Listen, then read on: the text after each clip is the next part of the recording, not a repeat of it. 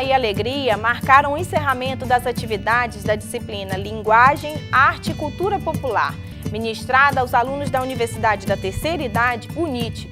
O grupo Flor de Laranjeira fez a animação.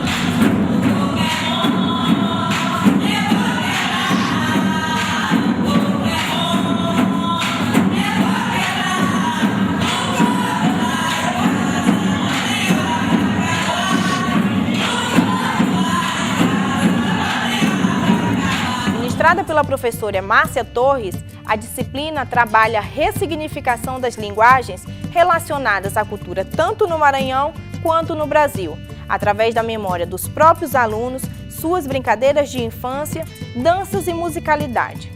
A aluna Ivonete da Cruz revela a satisfação com que chega ao final da disciplina. É muito importante, é muito gratificante a gente saber que essa parte da tarde estamos reservada exclusivamente para a nossa saída até aqui, somar nossas experiências, compartilhar com nossas amigas. É muito gostoso chegar aqui na UNEA, é como uma família.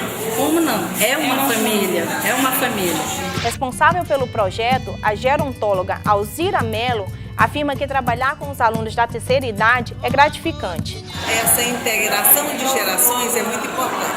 Nós temos professores que são bem jovens, então eles sempre até se emocionam quando eles dizem: nossa, eu vim dar uma aula e recebi muitas aulas, porque aquilo que eu trouxe para ele, eu recebi um outro conteúdo diferenciado. Mas é muito interessante, é maravilhoso trabalhar com a terceira idade.